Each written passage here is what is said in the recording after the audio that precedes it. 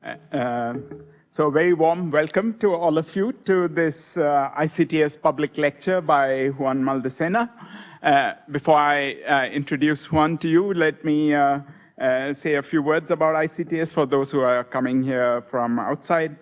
ICTS is one of Bangalore's newest scientific institutions, and it's also something very unique in India or even worldwide. Because it not only carries out top-notch research in a variety of areas in physics and mathematics, quantitative biology, and so on, but it has two other strands which you don't normally have in many institutions. The first is that we have programs, we have events where scientists from around India and around the world come here and spend extended periods of time for collaboration, for brainstorming, for coming up with ideas, and of course, sharing scientific information, the scientific results on some of the most cutting-edge scientific topics of our time. So that's something we have all the year round, and it covers a very wide canvas. Secondly, we have integrated with our programs a number of outreach activities like the public lecture today, but it's not just the public lecture. We have these monthly programs at the planetarium. Maybe some of you have come for that, the Copy with Curiosity, and I want to advertise the one on Sunday also on black holes, so you can have an overdose of black holes this week and probably get to hear a number of different perspectives on black holes. We have public lectures at ICTS associated with many of our programs, and many of the past lectures, in case you missed them, are available on our YouTube channel. So please look at our YouTube channel, ICTS Talks, and you'll have a variety of lectures in probably most scientific topics of interest to you.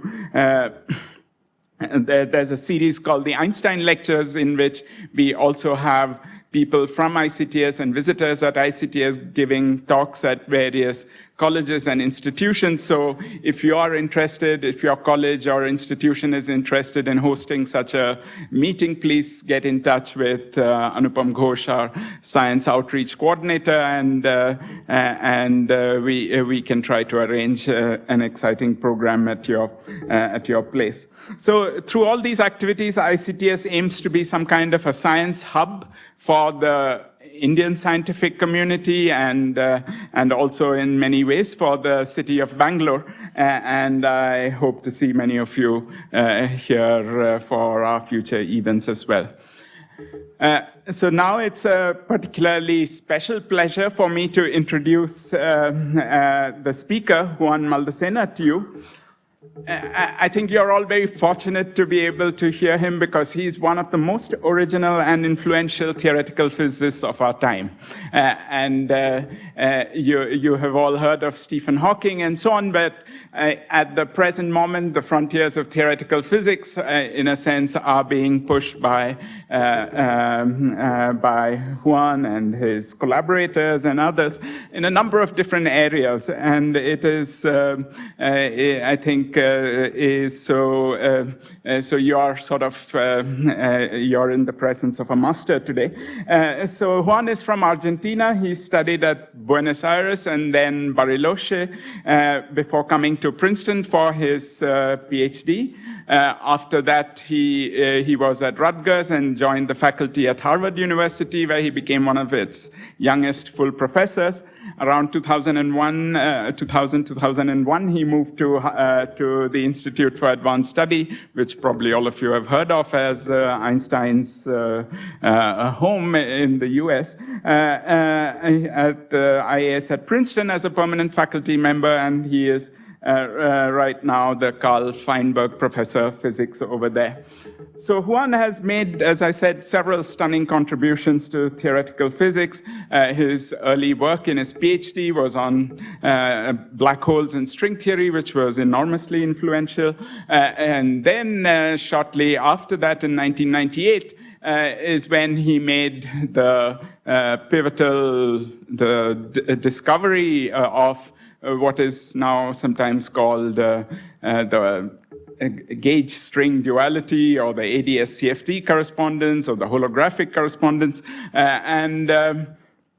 This is something which has in some ways shaped theoretical physics in the last 20 years in many diverse ways. For the non-expert, let me just say it in a few words, and I'm sure Juan will talk more about it in his talk. But just to give us a significance of what Juan had achieved. As you may know, in 20th century physics, quantum mechanics was one of the main pillars of 20th century theoretical physics, having explained explained the phenomena of the microscopic world. And then, on the other hand, there was the general relativity, Einstein's theory of gravity, which in a sense explained much of the behavior of the macrocosmos at the very largest scales. And you might have heard of people, and many people, very brilliant scientists, including Hawking and others, trying to marry the two frameworks of quantum mechanics and gravity. And this has been a big challenge for theoretical physics. One of the things that Juan's work did was to reveal a very striking connection between them, and in a sense give us a particular, very concrete example where you could marry these two in a very beautiful way. This was revolutionary because it related gravity to certain quantum theories of gravity to theories which did not need gravity, which were quantum mechanical systems which you could understand without gravity, and then through more conventional means. And so you could learn about quantum gravity from these systems, but you could also use the gravity description in many cases to learn something about these quantum systems, which otherwise you might not have very easily been able to study. And this is one of the reasons why this discovery and its many sort of ramifications have had an impact in our understanding of strongly interacting even condensed matter systems, in strongly interacting plasmas, in nuclear physics, and much else. So this gauge string duality has been really one of the very defining developments of contemporary theoretical physics. So, of course, for this discovery and for the many other contributions to theoretical physics that Juan has made, he has been recognized with a whole set of awards and medals, and I won't go through all of them. Perhaps to many of the younger people in the audience, it may not make sense. But I just want to end on a very personal note, because Juan and we joined our PhD together, and I still remember we used to try to solve the problems for our first year exam together, and I have never seen anyone solve problems so magically. It was almost like Juan would be scribbling a few little lines and then out would come the answer, and I think I have not been impressed in that way with any physicist in that way in my career. So Juan is indeed someone very special, and it's great to have him here at ICTS, and I'll invite him now to come and give the ICTS public lecture. Okay, thank you. Thanks, Rajesh, and thanks for the flattering introduction. I'm very glad to be here. I'm very glad to have participated in this program, in this wonderful and new institution that is full of energy to discover new things, to to run workshops and be a beacon for world science. So in this talk, we are going to see some features about black holes. First, I'll give you a short outline. So black holes were first discovered in general relativity. They were the first exact solution that was found, but they were very confusing. So black holes were always very confusing and full of surprises. And they were so confusing that Einstein himself didn't believe that there could be such a thing as a black hole. But then it was understood that black holes were unavoidable and an unavoidable consequence of general relativity. And then further surprises appeared when quantum mechanics was brought into the game. It was discovered that were not even black, so even the name was wrong. As we will see, we could even have white black holes. And this suggested that perhaps black holes and quantum mechanics are incompatible. And then through developments in string theory, we understood that black holes, as seen from the outside, seem to be compatible with quantum mechanics, and they giving rise to a relationship between quantum mechanics and space-time geometry. But we haven't understood everything about black holes. We are still confused about many things, and so there are many puzzles that still remain.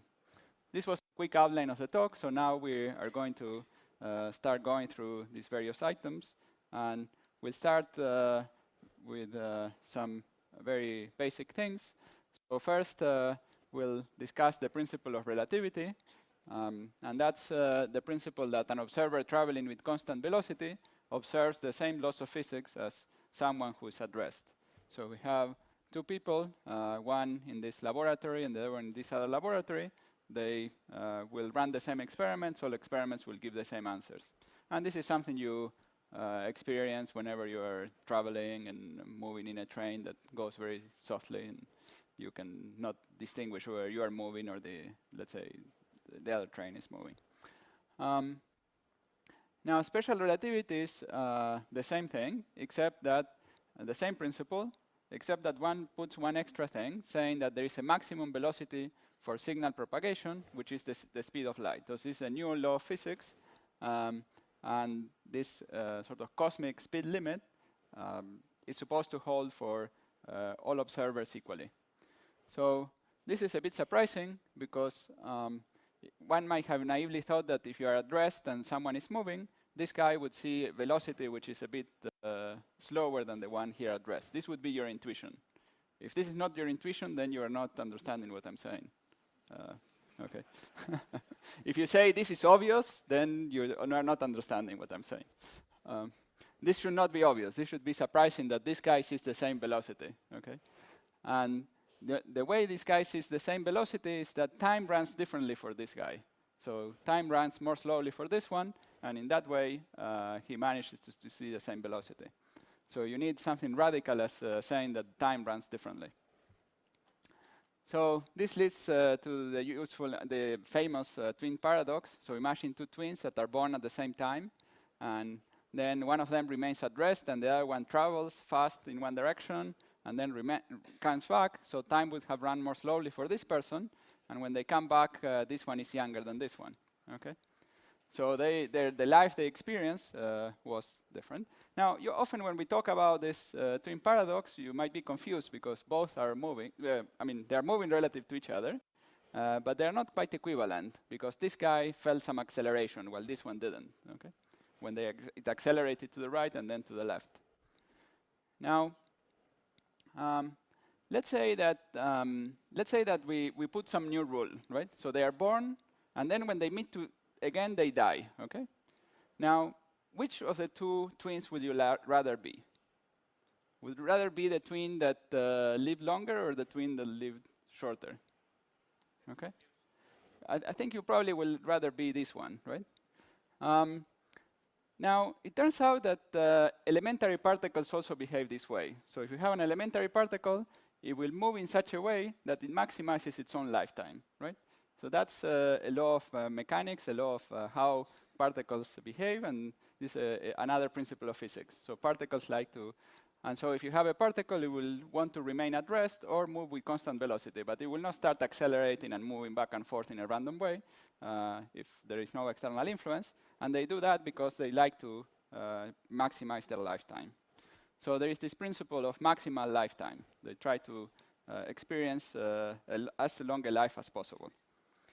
Okay, so some of the lessons of this, of special relativity, is that space and time somehow form a single entity. So that's why we talk about space-time and we think of space and time together, because what an observer at rest perceives as time and space is different to what an observer that is moving perceives as time and space. But both perceive the same total space-time. And time, the time we measure depends on how we move, and particles basically move in straight lines just to maximize their lifetime. So all of this is without gravity. So now let's forget what we were discussing for a second, and let's think about gravity. So the intuition that you have from everyday life is that heavier objects fall a bit faster. So a rock and a feather fall differently. But the idea is that if you were to remove the air, everything would fall in the same way. And this is something that, well, Galileo discovered. And this leads to the so-called Einstein happy thought. This is how he called it. And he realized that gravity is a special force, because if you were to fall freely, gravity would disappear. So if you are, let's say, in an elevator and the elevator starts falling, you would feel floating, as if you were floating in space. And so then this leads to a new physics law, which is that if you are falling freely, you don't feel gravity, right? So everything falls exactly in the same way.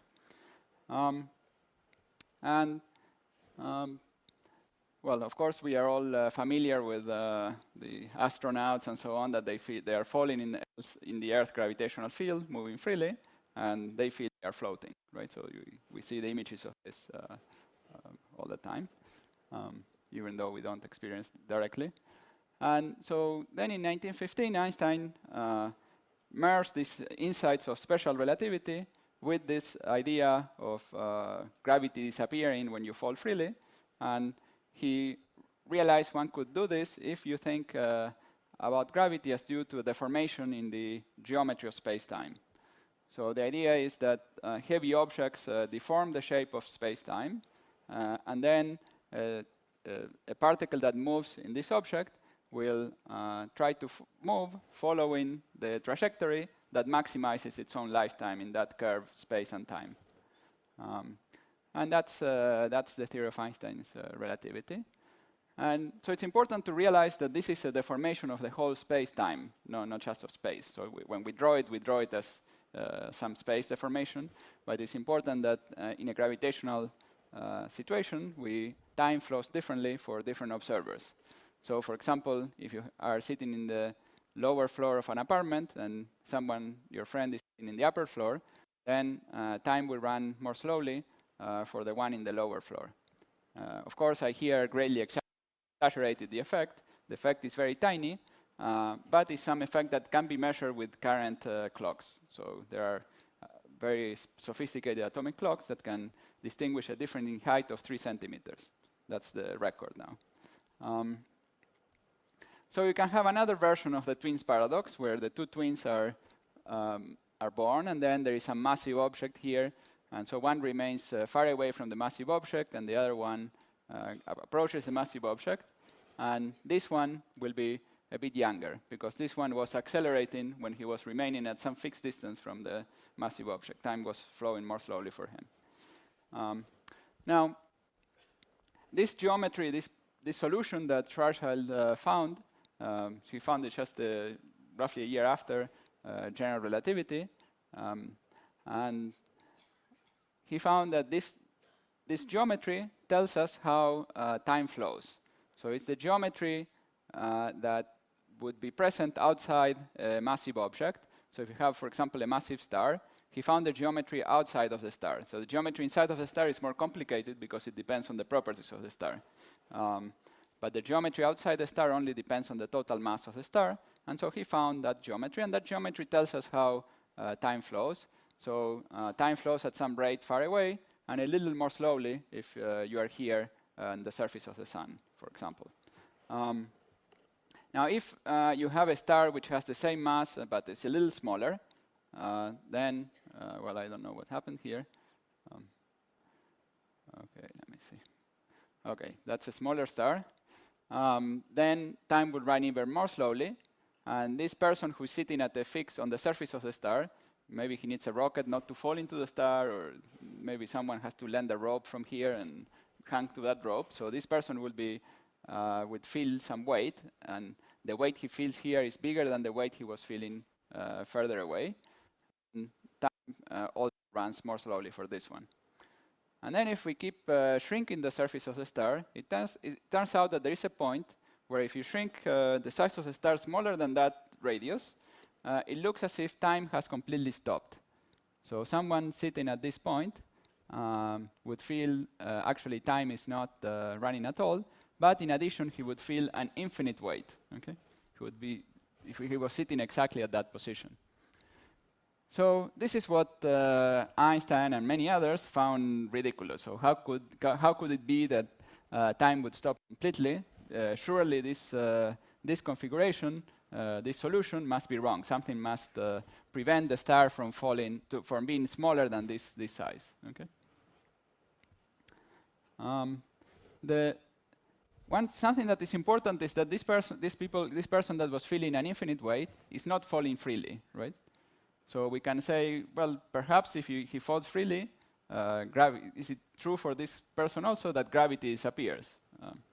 And it turns out that if those observers fell freely, gravity would disappear for them as for any other observer, and they would actually be able to go through that region without anything bad happening to them. So the whole space-time geometry of these objects, which were later called black holes, is such that if you fall into this region, so this red line here was that surface where if you were standing there, time would stop, but if you were falling, you would feel time flowing naturally, I mean, at a constant, reasonable rate. You won't feel anything special, except that when you enter this region, you find that the whole space-time around you starts collapsing. So the region inside the black hole should be viewed as to the future of the horizon. And we have a region here where we call the singularity.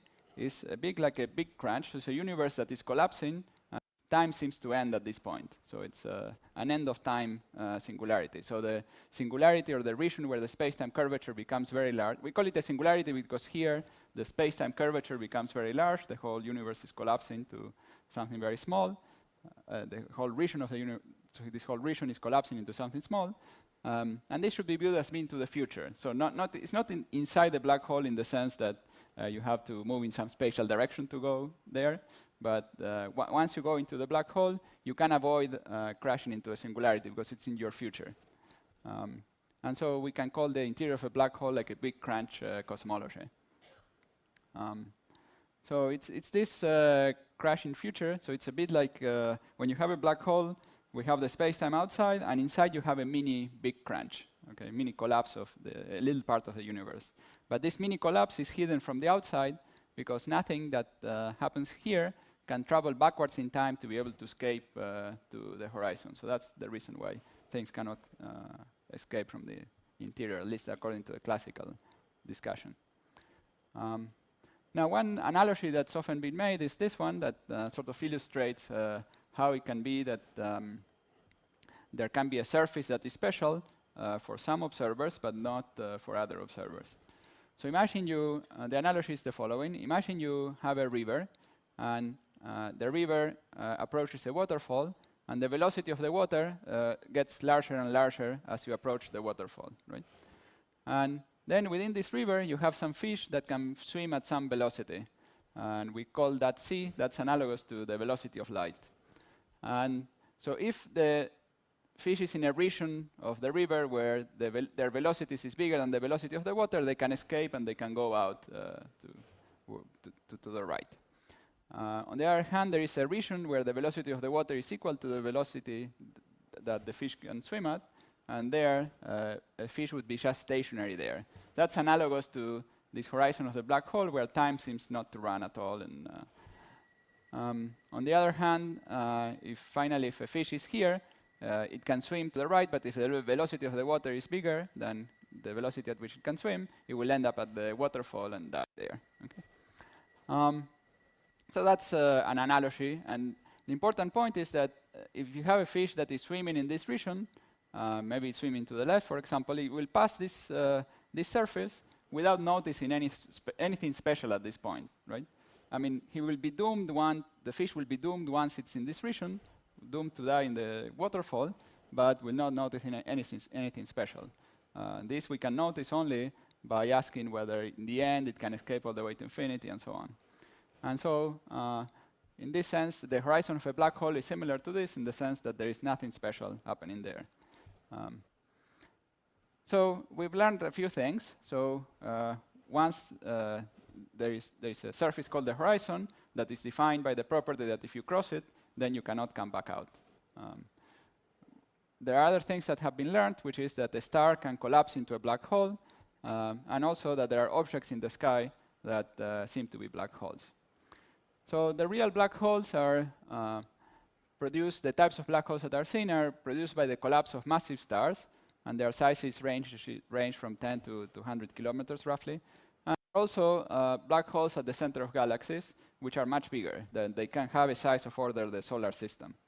So these are the type of black holes that for which there is evidence, and these are the kinds of black holes that seem to form naturally in the universe. How do we see them? Well, one way is that we are lucky in the sense that there is a black hole and then matter falls into the black hole, and then the matter heats up when it's falling to the black hole and emits certain characteristic radiation, and we can see that light or X-rays or other radiation that that matter emits as it's falling into the black hole. And perhaps one of the best recent evidence is that we can see the gravity waves produced when two black holes are orbiting each other and collide into each other. So this is a picture, for example, of a black hole in the center of a galaxy. This whole thing is a galaxy. This picture has a very big scale. And in the center, there is the theory that there is a black hole. I mean, you cannot see the black hole directly, but you can see a disk of gas and dust that is falling into the black hole and becoming hot and emitting and glowing in light and other types of radiation. And then some part of this material that is falling in actually doesn't fall in, but bounces back and goes up in these very strong jets, and that's the type of black holes. These are the supermassive black holes that are at the center of all galaxies, and we think that our galaxy also has one of these black holes. And this is a picture of the gravity waves that are produced when two black holes collide. And these were recently observed by the gravitational wave detectors, detecting these tiny ripples of the space-time geometry as these ripples cross the Earth. The black holes collided very far away, and these ripples cross the Earth. And then you compare the shape of these ripples to the shape you would expect by solving Einstein's equations in this situation, and you find precise, well, fairly good agreement. So far, this is the last slide on experimental results on black holes. From now on, I will be describing some theoretical aspects of black holes. And so black holes have very interesting conceptual aspects, and understanding these aspects will be very, very interesting. Now, black holes have some interesting properties. The first one is their universality. So the final shape of a black hole is independent of how it was formed. So the final shape of the black hole is determined by three parameters. One is the mass, the other is the angular momentum or the angular rotation velocity, and also it could be its charge. And this is a bit surprising because, I mean, for stars can have all kinds of shapes and all kinds of colors and all kinds of chemical compositions, and they're very complicated objects. On the other hand, if all these stars collapse into a black hole, if they were to collapse into a black hole, they would collapse into black holes which are all essentially the same. Now, I cheated here. All these stars are pictures of the sun, but and now another interesting property of black holes is the following. So imagine that we have a black hole collision, like the ones that LIGO, that the gravitational wave observatories saw. These black holes have some initial masses, and therefore some initial total energy, given by Einstein formula equal to mc squared. These black holes collide, and they emit some energy. They emit some gravitational radiation, right? So the final mass of the black hole will be smaller than the masses of the original two black holes, right? And so you might ask, could it be the collision be such that all the mass is emitted in gravitational radiation and almost nothing is left over, right? Could that be possible? And the answer is no, because there is a so-called area law that Hawking discovered, which says that the area of the final black hole should be bigger than the sum of the areas of the two initial black holes. Right? So that's an interesting property of black holes. And it's interesting because Einstein's equations are very complicated. So they deal with the intricate shape of the space-time geometry, and it's very difficult to solve them. Even with computers, they were only solved like maybe about 15 years ago. People only then managed to be able to solve Einstein's equations in a situation like the colliding black holes with a computer. But nevertheless, they have this very simple property that's very simple to state. And physicists always love these simple properties of complicated systems, right? So this is a very simple property to state. And it follows from those more complicated equations. Now, all that we discussed so far are properties of black holes according to Einstein's theory or general relativity, which is a classical theory. So a theory with equations such that if you say, well, we have a space-time with some initial shape or geometry, we can predict the future in a completely deterministic way. Now, when we include the effects of quantum mechanics, we encounter one new surprise, and it's the fact that we can have white black holes. So let me try to explain what I mean by this. So Hawking discovered in 1974, and this was probably Hawking's most famous discovery, that quantum mechanics implies that black holes emit thermal radiation. And the radiation that comes out of a black hole has a wavelength that is proportional to the size of the black hole. So it's roughly equal to the size of the black hole. So if you were to take a black hole and you make it smaller, and even smaller, it will get hotter and hotter. So the radiation will have higher and higher frequency, and we would see it hotter and hotter. And so we can calculate the temperatures for black holes of various masses. So for black holes that have roughly the mass of the sun, which are the types of black holes that are produced naturally in the universe, this is a very, very tiny effect. So these are degrees Kelvin, so degrees above the absolute zero of temperature. And this temperature is so small that it's swamped by some other effects. And so we have not seen, and we probably will never see, this effect in astrophysical black holes. Now, if you were somehow to have a black hole which has the size of a bacterium, that's roughly the wavelength of white light, then you would actually see it white, right? So it would be like a tiny white dot, and with your own eyes, you would be able to see it white. That would have to have a mass roughly of a continent. So it would still be pretty heavy, and so it's not good as a flashlight. Okay. Now, why do we have this? Why do we have this effect? Well, it's related to relativistic quantum mechanics. So it's quantum mechanics and special relativity implies that particles can be somehow created and destroyed. And however, when we have the vacuum, so you can have some particles that come out of the vacuum, but there is a certain law that says that there cannot be particles with negative energy. Okay? So if you have, momentarily you can have a particle with positive energy and one with negative energy, but only for a short time. There is a kind of policeman in the vacuum, in the universe, that always ensures that there are no particles with positive energy, okay? With negative energy. But these policemen are constrained by the uncertainty principle. So that says that you can have some energy. So if you measure you cannot measure energy very precisely over a very short period of time. So in order to measure some energy, you have to wait for a time which is longer the bigger precision you want on your energy. So for very tiny instant, you can have negative energy because the policeman cannot measure an energy over such a short period. Okay, but then, and that's due to the uncertainty principle. And so in flat space, this negative energy particle has to immediately annihilate with the positive energy one, and there is no net particle creation. Now, in the presence of a horizon, there is a new thing that can happen, which is that what is positive energy for the policeman outside is not actually energy from the policeman inside. So that, because the space-time is so distorted that the notion of energy inside is different than the one we had outside. And so this particle, which from the outside point of view has negative energy, from the point of view of the interior is a perfectly allowed particle. It just has negative momentum in some sense. And that's perfectly allowed. So the policeman in the interior is perfectly happy with this particle. And therefore, here this negative energy particle can go in, and the positive energy particle can come out, and we see it as Hawking radiation.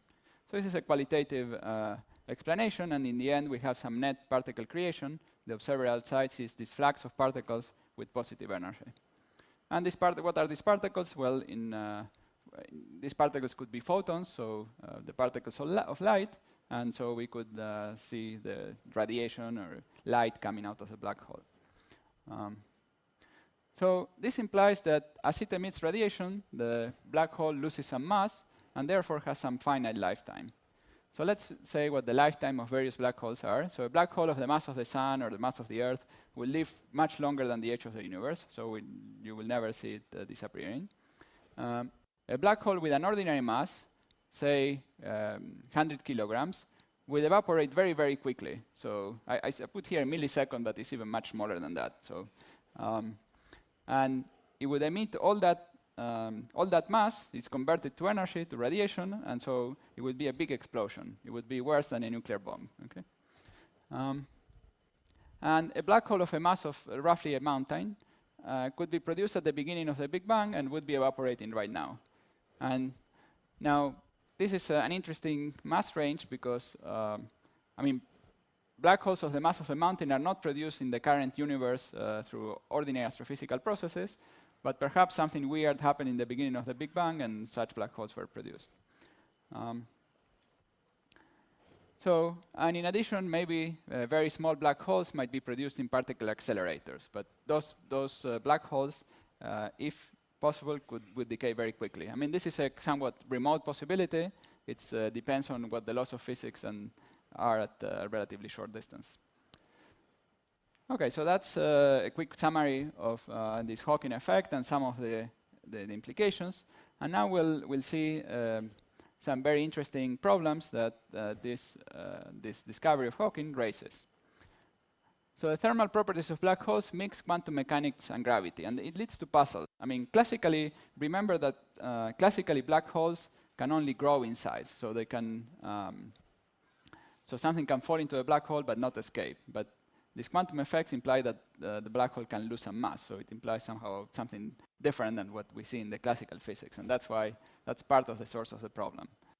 So I will discuss two puzzles. So the first one is, why are black holes hot? Why do they have a temperature? And the second is related to the information loss. So what is temperature? Now, we know since the times of Boltzmann that temperature is due to the microscopic motion of the constituents. So if you have air, for example, you have molecules that are moving around, and if you have cold air, they will be moving more slowly, and with hot air, they will be moving more quickly, right? So heat is due to the motion of those microscopic things.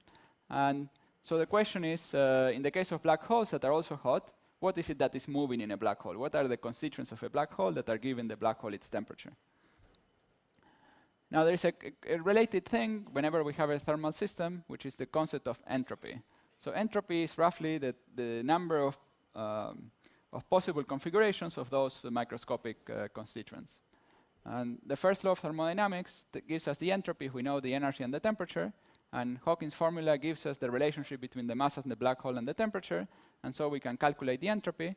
And it turns out that the entropy is the area of the horizon in units of the so-called Planck length. So this is a very tiny length. So for a macroscopic black hole, this is a very high entropy. And then the area law that Hawking had discovered previously, before discovering this Hawking radiation process, becomes the second law of thermodynamics, which says that entropy increases. So second law of thermodynamics says that for any system, the entropy would always increase. And here it's manifested through the area formula. And this is a surprising thing, because out of classical Einstein's equations, completely deterministic, you see this behavior that looks characteristics of thermodynamic systems. So what are the constituents of a black hole that give rise to this phenomena? And this should be related to the macroscopic constituents of spacetime itself, because it doesn't matter how black holes were formed. They don't depend on the detailed properties of the properties of black holes don't depend on the detailed properties of matter. They really depend on the properties of spacetime itself. And so that's why understanding black holes is understanding the nature and structure of spacetime.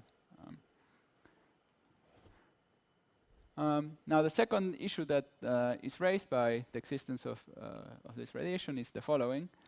So we can form a black hole in many different ways. We emphasized this many times.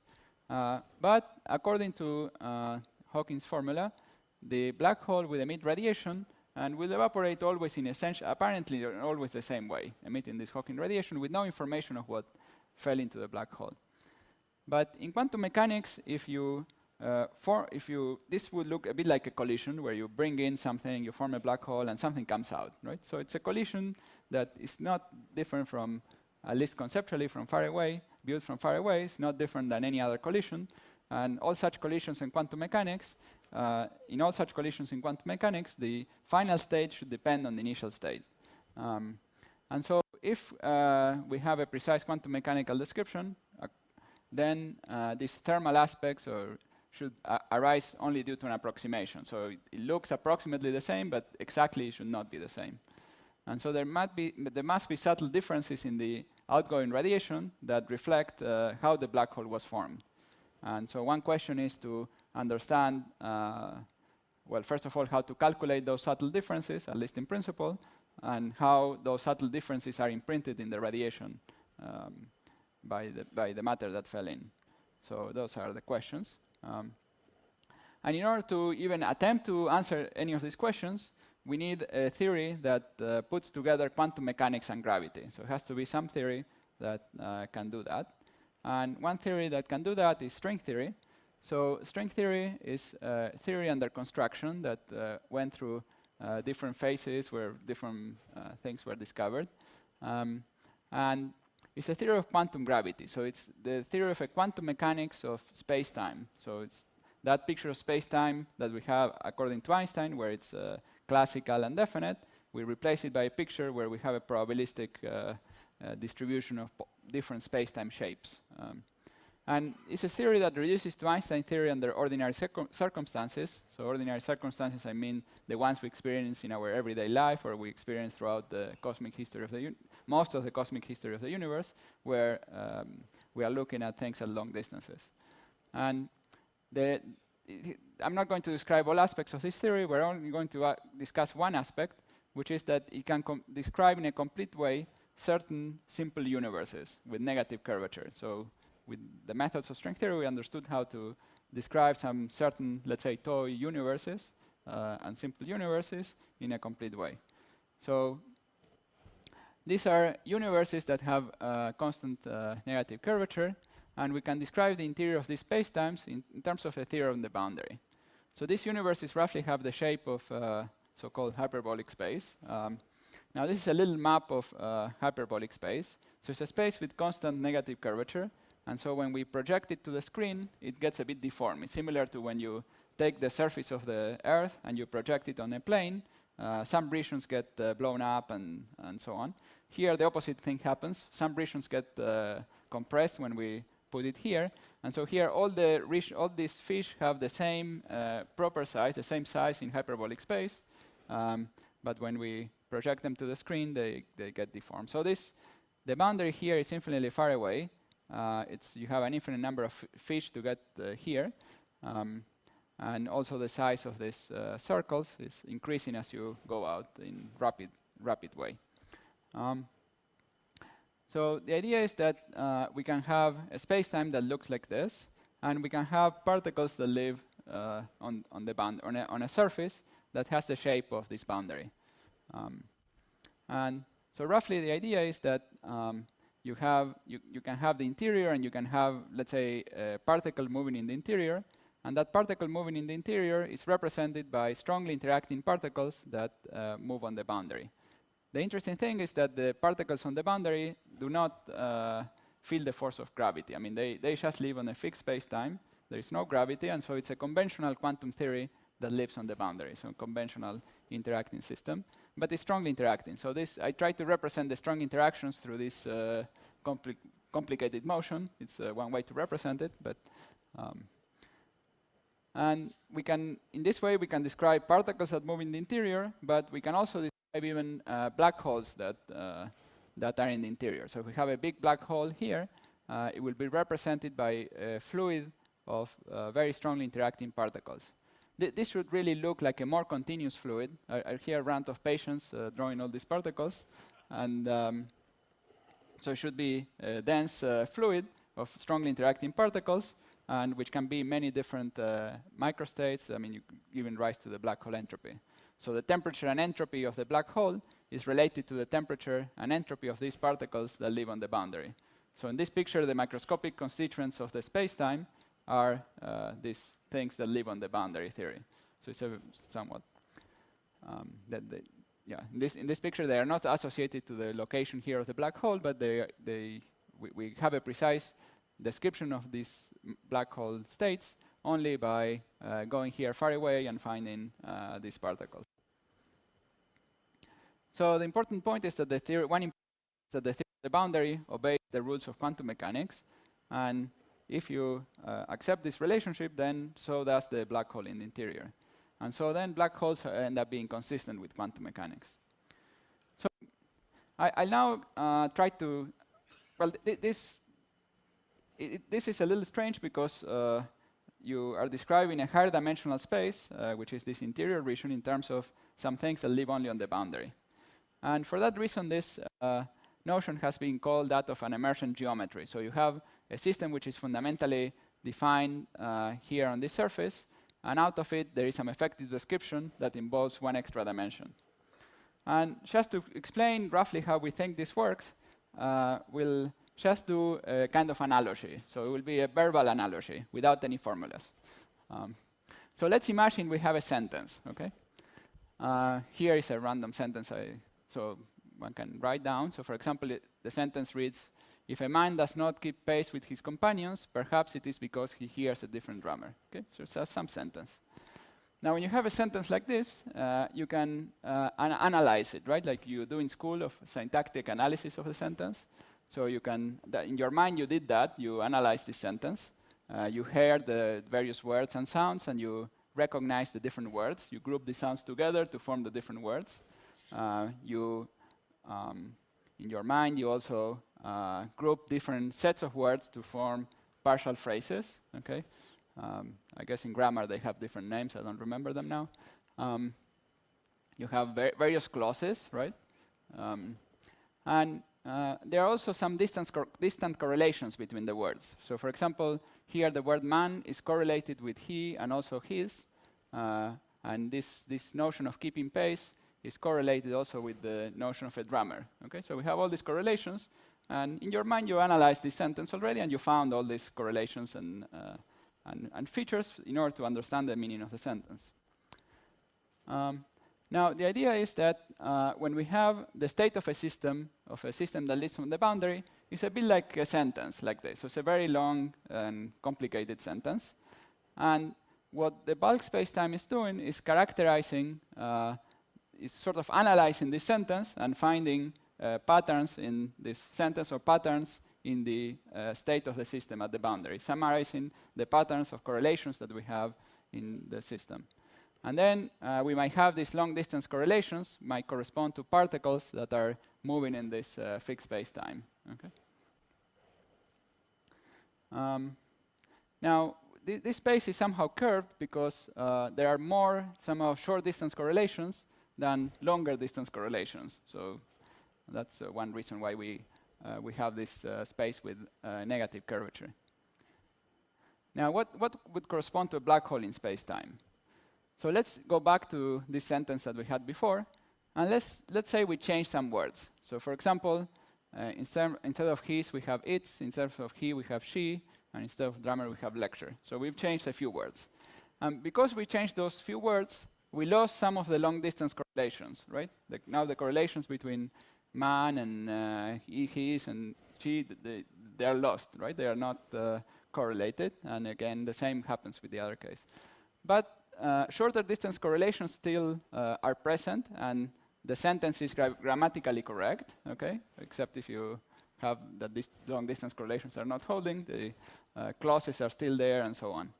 So in this case, we lost these longer distance correlations, and in this picture, we would say that there is a kind of black hole horizon here, so a sentence doesn't make sense beyond a certain level. So it makes sense up to at short distances, or at the level of a few words, but when you take it as a whole, these long distance correlations are lost, we have a kind of horizon. We can change a little more. We can change a little more in the sentence, and if we change a little more, then it's as if the horizon grows bigger, and it's closer to the level of words, and in the end of the day, you can change all the letters, and then we would say the horizon is all the way up near the boundary.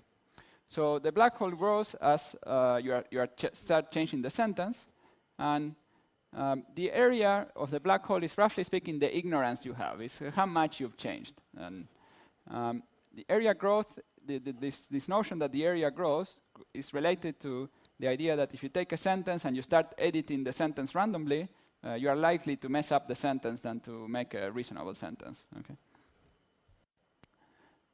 Now, let's imagine that we started with a sentence, and this particular sentence here was produced by a reversible process. So we took the original sentence and we applied some transformation.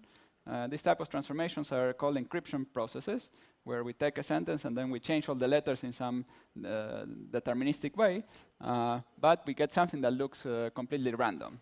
So if you don't know how you change the letters, then you would say, okay, I have a black hole here, right? So these encryption processes are what normally is used to send your credit card through the internet and so on. So it's a familiar concept.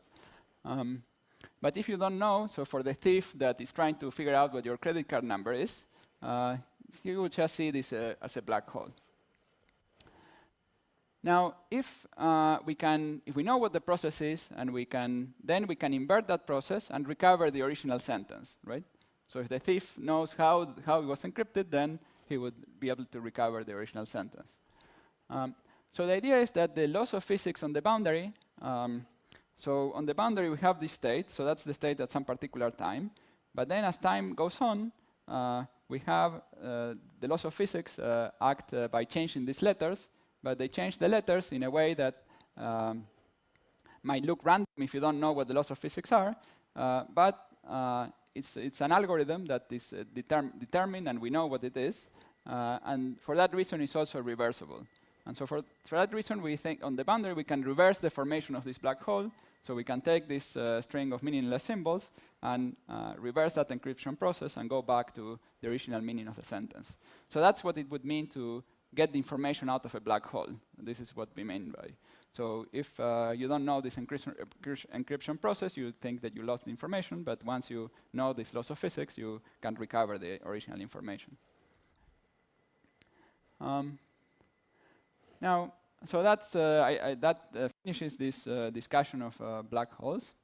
And so now we are going to consider slightly different application of this, which is the application of using this holography to learn about strongly interacting theories. So imagine that you don't care anything about gravity. So I'm a physicist that does not care about gravity. I'm interested in, let's say, nuclear physics. Okay, I'm interested in.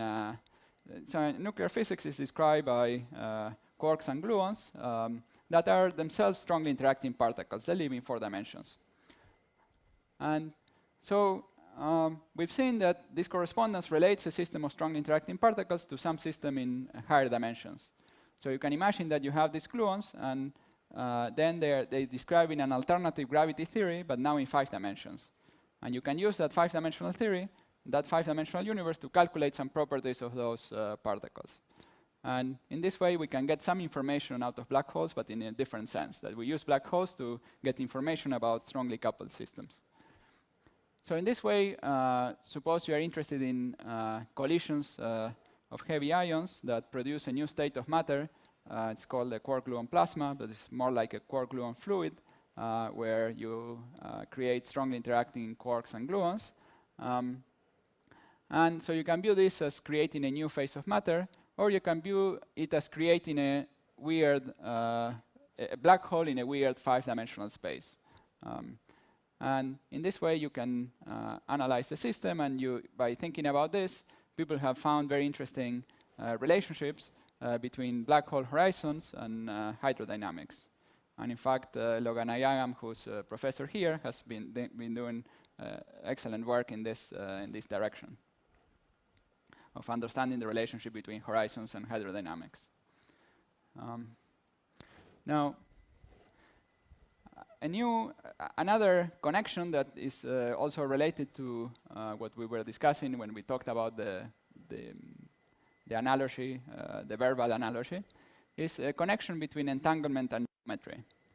So entanglement is a quantum property of, well, an eminently quantum property of nature, and it in this correspondence, it plays an important role in creating the space-time geometry.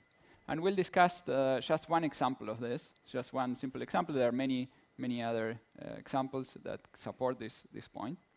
And we'll go back to this solution that Schwarzschild found. And as I said, it's a confusing solution, and it took a long time to understand. And it took about 50 years to understand.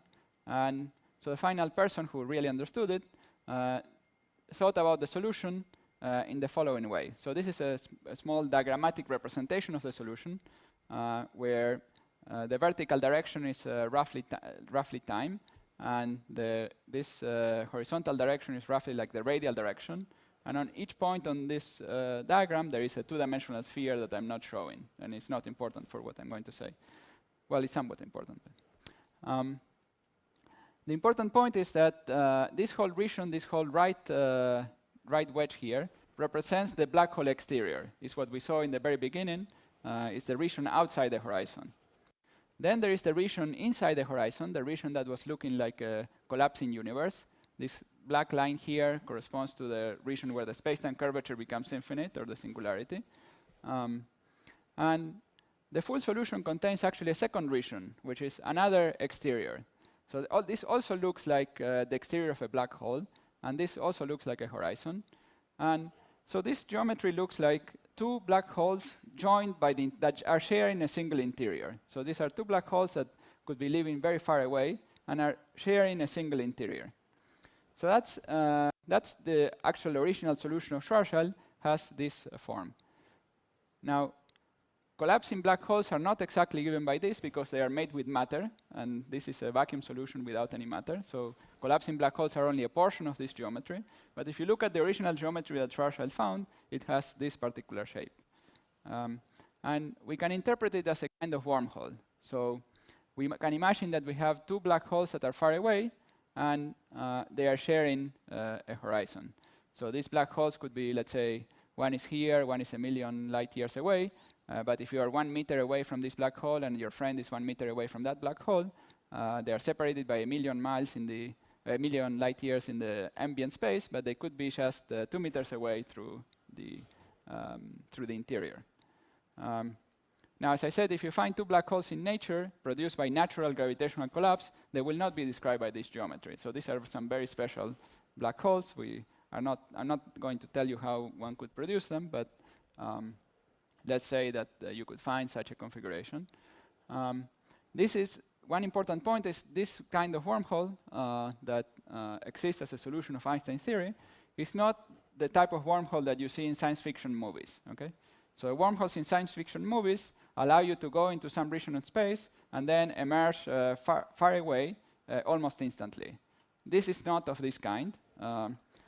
In fact, those type of wormholes, of the science fiction wormholes, I think don't exist, cannot exist, and in fact, there are some, using Einstein's equations and reasonable properties of matter, you can show that they don't exist. But these are different. Here, as I said before, if you have a person here sitting 1 meter away from one and 1 meter away from the other, they are separated by 2 meters. But if these wormholes are a full space-time geometry, and they are dynamical, so they are 2 meters away, but it's an evolving geometry, and as time evolves, these two observers are separating. So this wormhole is stretching along this radial direction, is becoming longer as time progresses. And also this two-sphere that we were talking about is shrinking as we approach here. So if an observer wanted to go from here to the left, it can only move at the speed of light, and the speed of light here is represented by a 45-degree line. So it cannot ever move across this horizon here. So if it starts from this side, will fall to the singularity and die at the singularity, but will not be able to go to the other side. So there is no signal from one to the other, and also no causality violations. You cannot travel faster than light in the ambient space using these wormholes. And these are consistent with the laws of physics as we know them. In fact, they are the simplest solution of general relativity. Now, the idea is that in the exact theory, we've been arguing that a black hole, as seen from the outside, is described by a set of microstates. The black hole is more or less like an ordinary quantum system that has a certain number of states, of quantum states. And so each of these black holes would be described by a set of microstates. And as any other quantum system, we can consider them in an entangled state. So we can entangle the states here with the states there. Entanglement is a kind of correlation. A kind of correlation somewhat similar to classical correlations, but a little stronger than classical correlations. And the idea is that if you were to correlate them in this way, in this entangled state, in a particular entangled state, then we would have the wormhole, and we have this geometric connection appearing in space-time. So from the outside, you see the same two black holes, but when you go in, you see that entanglement creates a new space-time that connects the two black holes.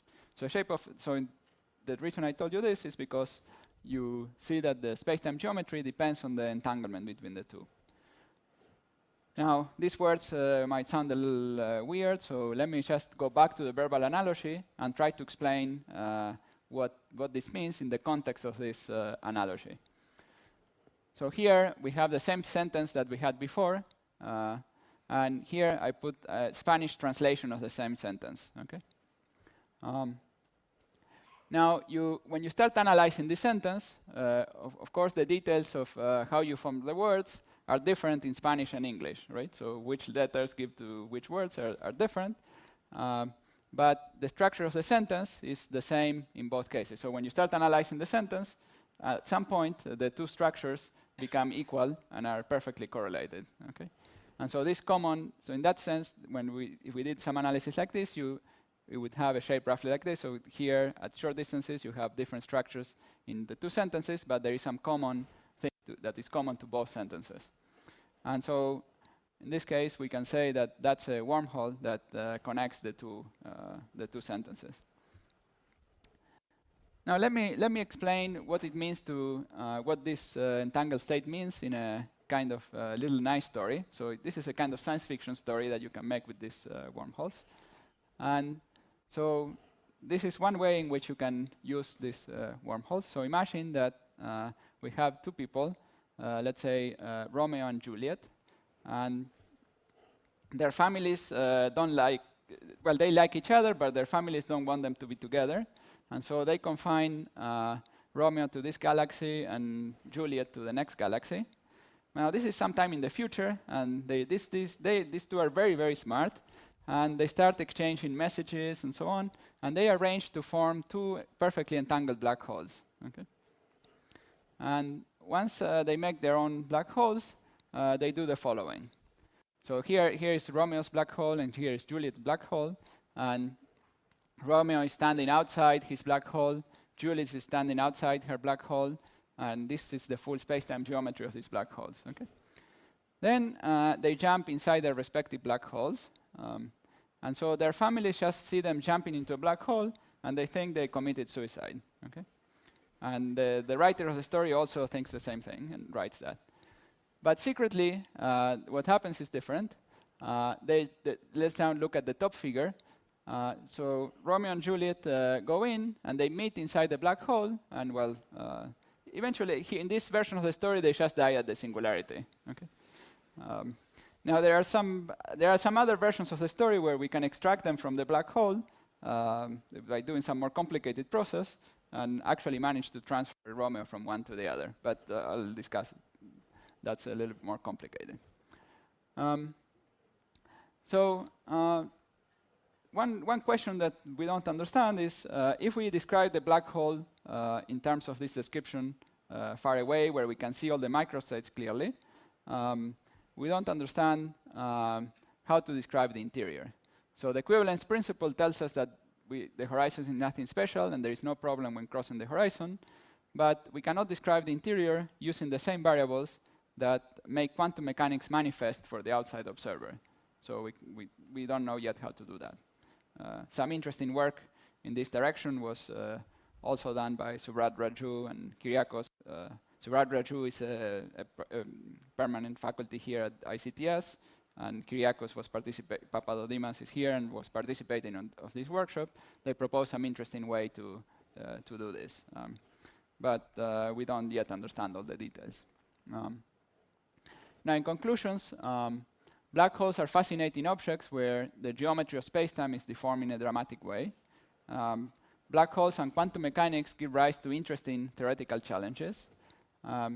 String theory can describe black holes in a consistent way, at least seen from the outside. And spacetime seems to be an effective concept which arises from more elementary particles living far away at the boundary of spacetime. And entanglement of these particles that live far away plays an important role in determining the geometry of spacetime. Well, thank you.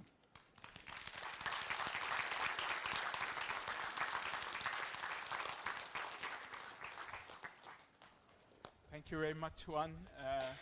So I'm sure there are questions, and you'll be happy to take some.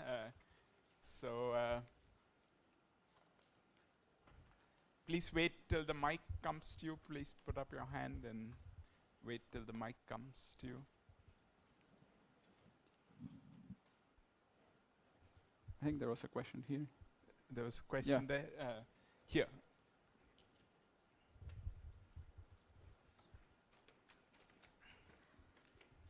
Hello.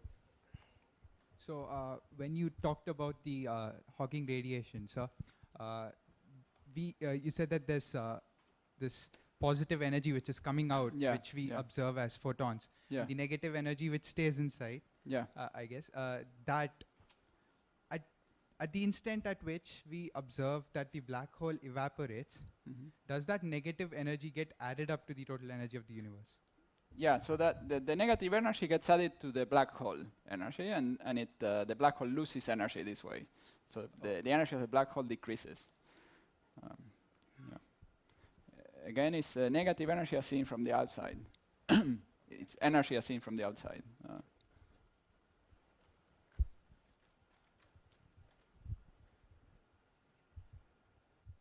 More questions there? Yeah. Just wait till the mic. So when interacting with the two black holes, what if we are traveling at the boundary at 45-degree line? Can we reach the other side? Like, can we send particles of light if they originate near the boundary at 45-degree line? So, are you talking about? It's about that two-sided solution. I go slide.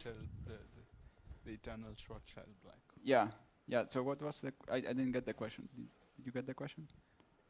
I think in the previous, in the Penrose diagram. Yeah. Oh, sorry. Here. Yeah, so if you send a particle from the right, so in this diagram, people draw these diagrams. They're called Penrose diagrams. They try to represent the causal structure, so where you can go and where you cannot go. So here, light propagates at 45 degrees in this diagram. So if you start here from the right, well, you can stay, let's say you can follow this trajectory going basically forwards in time. You can go along this direction, but something you cannot do is move in this direction, right? Faster than the speed of light. What if you travel along that line? Yeah, you can travel along here, but you cannot. You will die here at the singularity. You cannot make it to the other side. It looks like you can almost make it, but you cannot exactly make it. So in fact, this is related to, there are some things you can do, but someone has to help you from the outside to go from this side to this other side. So if you fall in here and then someone collects part of the Hawking radiation and sends it to the person here, they can extract you. So it's a process similar to quantum teleportation, and it's been the subject of recent investigations. But if you just have this geometry and you don't do anything else and you just fall in, there is no way to go to the other side. So it's not a science fiction black hole. It's not a science fiction wormhole.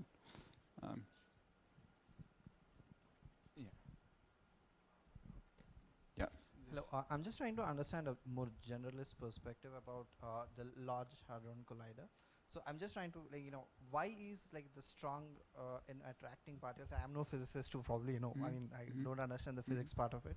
So I'm just trying to understand why is a strongly interacting particle important to understand the black hole, and how does a LHC create or kind of solve the puzzle? Yeah.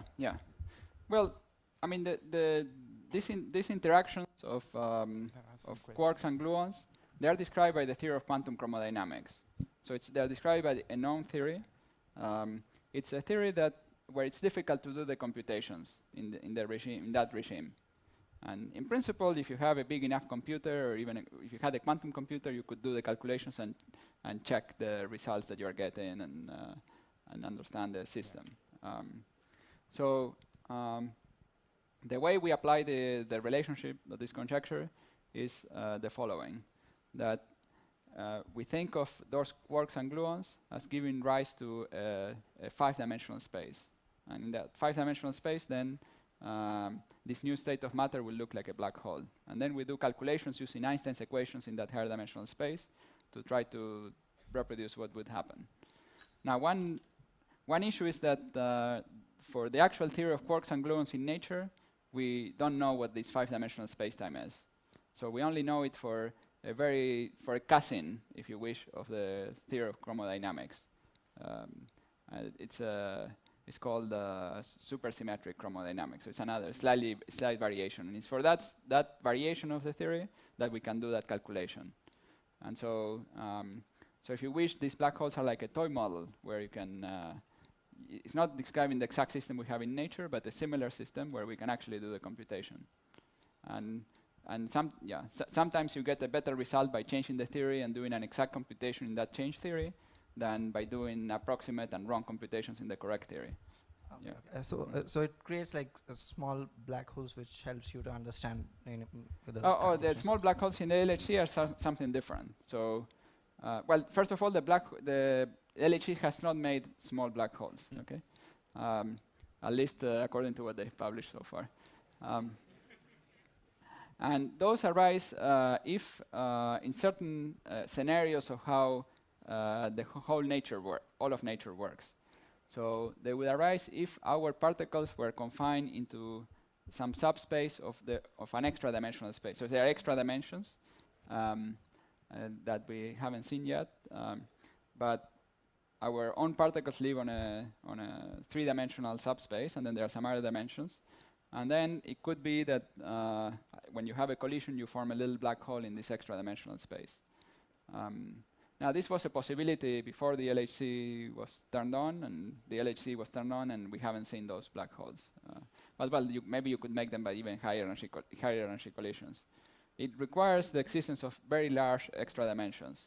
So it's, I don't know, whether it's likely or not, I think it's unlikely, but it's an interesting possibility. Okay, first, I wanted to read out one question from, we are live streaming this talk, and so there are people, 100 people or so joined in online, and maybe I should read out a question from there before we come back here. So this is Bandan Goel, who has asked, what is the physical reason behind the area of the merged black hole being larger than the two smaller black holes? Well, one physical reason is the second law of thermodynamics. But the reason Hawking initially derived that is really by thinking about the horizon and how horizons behave when matter falls in. Turns out that when matter has positive energy when it falls through a horizon, and this implies horizons bend in a particular way. They bend in a way that increases the area. So you have to look at some of the details of Einstein's equations to prove this. So final result is simpler than the proof, and simpler than Einstein's equations. That's why it's interesting. And one more question before we come back here. By Tushar Gopalka, the de Sitter horizon has a temperature. What accounts for the entropy corresponding to this temperature? Yeah. So that's a very good question. So I mentioned that Hawking, well, we have this Hawking radiation effect when we have a black hole and we have a horizon. There is another circumstance when we have a horizon, which is when we have an expanding universe. So we have a universe which expands with constant acceleration. We also have a horizon. So there are some regions far away from us that are moving away from us very, very fast, and we cannot receive a signal from those regions. And so for that reason, there is what we call ordinarily a cosmological horizon. In a situation like this, we also have a temperature. So whenever we have a horizon, we'll feel a temperature. And the temperature, again, is proportional to the distance. The wavelength associated to that radiation is proportional to the distance. And this is an effect very similar to Hawking radiation, and is thought to be important in the beginning of the universe to produce the cosmic primordial fluctuations that are seen in the microwave background and so on. So this is an indirect way of seeing an effect that is similar to Hawking's effect. Now the question was more about the entropy. So that horizon also has some area and has some entropy, and so one should be able to give a statistical interpretation also to that entropy in terms of some microscopic degrees of freedom. And we don't have yet a description for that case, because we don't have this boundary far away that we understand well enough where we can see some particles living or giving rise to this entropy. So that's there are many questions that, challenge for some of you here. Okay. Yeah. Someone there. Okay, I have a doubt based on gravitational catapulting. Is it possible to launch a satellite, like how we use it on planets such as Jupiter and Saturn? Is it possible to gravitationally catapult a satellite using black holes due to their enormous gravity? Is it possible to launch them at very high speeds? Yeah, if you had a black hole nearby, you could probably do that. Yeah. So in that case, we can explore the entire universe. Right? Why hasn't it yet been done yet? Well, you need a black hole nearby, right? But doesn't our universe already have doesn't our universe already have at the center of our universe we have a black hole? Isn't that accessible? Well, at the center of the galaxy there is a black hole, and indeed there are stars going around this black hole that are moving pretty fast. But first of all, this black hole is very far away, so sort of tens of thousands of light years away. And also to have this catapult effect, you would need like two black holes that are moving and timing something so that you use the motion of both black holes. Okay, yeah. There were arguments between Susskind-Tufte and Stephen Hawking regarding how information is maintained in the black hole. Yeah. But you talked about the smaller black holes which die. Like they create negative energy and positive energy and die. How does the information is conserved in that situation? Yeah, so this whole argument is related to this question of how information comes out of a black hole, whether information is preserved or not. And so the things I was talking about, especially this picture with the particles at the boundary of space-time and so on, is some argument showing that the information is preserved.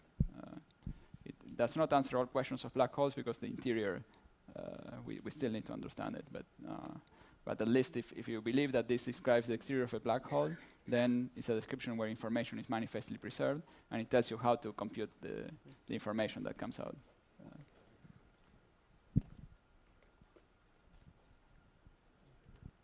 So when you talk about the particles at the boundary interaction, reflecting the inner properties of the black hole, how, like, what do you decide as the boundary of the black hole, sir? And you can't be exactly at the edge of the black hole, so is it possible for the whole universe, like everything outside the black hole, to be, at the boundary of the black hole, to be the micro system that decides what happens in the black hole?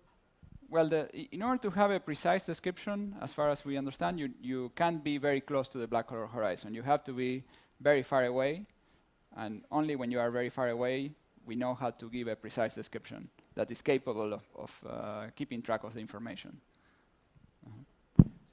Yeah. Excuse me? Yeah. So, well, the only thing that could be reasonably called the boundary of the black hole is the horizon itself. And we know how to describe the black hole only by standing far away from the horizon. Yes, over here. Yeah. Sir, hello. Yeah. Oh, yeah. I have a question. Good evening. There's a theory of negative mass. Okay, so what happens when this negative mass comes under influence of huge gravitational force like black holes? I think there is no negative mass. I mean, like one said, negative energy can only be for a very small instance due to the uncertainty principle. You do not have... So theoretically speaking, if there is a negative mass... Well, okay, so you can postulate the negative mass, but it's not within the known laws of physics. So I think the known laws of physics forbid negative mass. So... Okay, I have a question too. So, yeah, the black holes are usually positively charged. Yeah. So well, black holes can have any charge, can be positive or negatively charged. Okay. So, what are the differences when positive charges black holes collide and the negative charges black holes collide? Well, the black holes that are naturally produced in our universe are not charged. So it is a theoretical possibility that they could have charge, but since matter is mostly neutral, when it forms the black hole will also be neutral. Now, you could imagine, you can ask in principle, right? So if you have positively charged black holes and negatively charged black holes, they can collide. Yeah, they can collide, and the collisions will look similar to the ones we were discussing. Also, if the polarity of the black holes are different, if it is negative and positive? Yeah, well, they are slightly different. I mean, if they have the same charge, they don't attract each other as much as if they have opposite charges.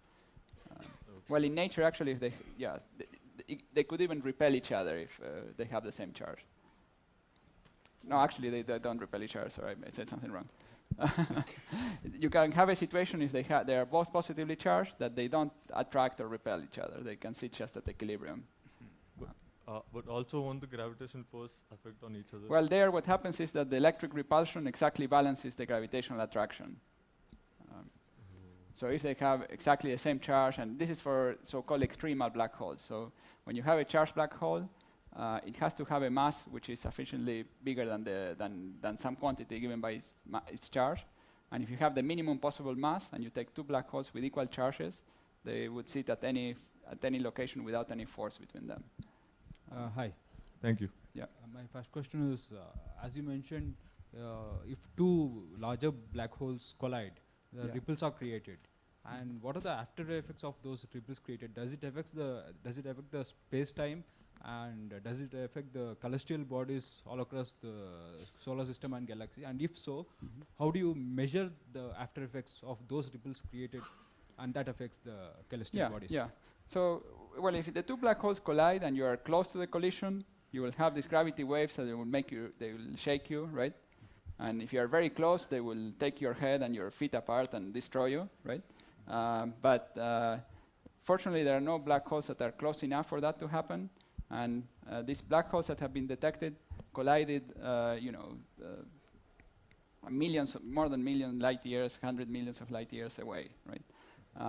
And so they are so fast that their effects here are very, very tiny. You need the super sophisticated, very sophisticated detectors to detect their influence. They have an influence, it's very, very small, and of course we don't feel it in ordinary life, but with these very sophisticated detectors you can detect these very tiny effects, and that's how they detected this black hole collisions. Thank you. My second question is, if an object is there, it just goes into the black hole, and you don't know what happens with that object, but the properties and the light of that object still stays there. So is it possible for us to retrieve the light properties of that object from the past? Yeah. So if some object falls into the black hole, the light that is emitted is going to look it's redshifted. So it means that so you send an object which looks, let's say, white, and it looks redder and redder, and the radiation from that object will have lower and lower frequencies until the frequencies will be comparable to that of Hawking radiation. And then it will be swamped by Hawking radiation, and you effectively won't see it anymore. Okay, so it's not almost possible to retrieve the information? No, I mean, in a time of order... like sequence of incidents in... no, I mean, let's say a black hole has some size, right? But more or less a time that is proportional to the time it takes light to cross that size, the object will have disappeared. I mean, a time of that order times some logarithm, so it will, the object will have effectively disappeared. Yeah, thank you. So, and one last question then. Yeah.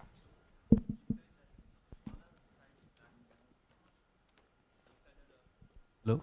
Okay. You said that a smaller sized black hole has a higher temperature than a bigger black hole. Yes. So if I have a large sized black hole and it is radiating away and getting smaller, so how do you explain by this mechanism that the temperature increases for a black hole that is radiating away? Well, the black hole is radiating and it gets smaller, right? And then the temperature increases. So the fact that, okay. So you say the energy, so you are having in mind that an object energy decreases should have a decrease in temperature, right? And that's true for most physical systems, which have so-called positive specific heat. But the black holes are weird systems that have negative specific heat. Their energy decreases and the temperature increases. So if you were to put a black hole in thermal equilibrium with a gas, it would be an unstable situation. Either the black hole would start growing or it would start shrinking. But a black hole could not be in equilibrium with a gas at fixed temperature because it has this negative specific heat. How do matter behave under gravity wave? Like you told that if we are near the black hole, we'll be head and body will be up. So is it just an illusion, or like if we are having a solid metal block? If we have a metal block, so I'm worried about the physical property of it being a mechanical engineer. That it will be kind of tensile strength for a material. Well, if you have a metal block, the block will be stretched. Is it an illusion or really it is getting stretched? No, it's getting stretched. But I mean, in fact, that was one strategy that was followed initially to detect gravity waves. They made, Weber, I think was the name of the person. He made metal bars, and he was trying to see that when gravity waves would go through it, the bar would start oscillating. But that was a coarse method. The gravity waves that are naturally produced in the universe are not strong enough to do that, to show something detectable. And so the actual way in which it's done, it's through an interferometer. So you have a central mirror, right? And then two other mirrors and light traveling between the two, and you detect how the whole contraption shrinks. So, but the principle is the same. So. Thank you very much. So thank you very much for joining us today.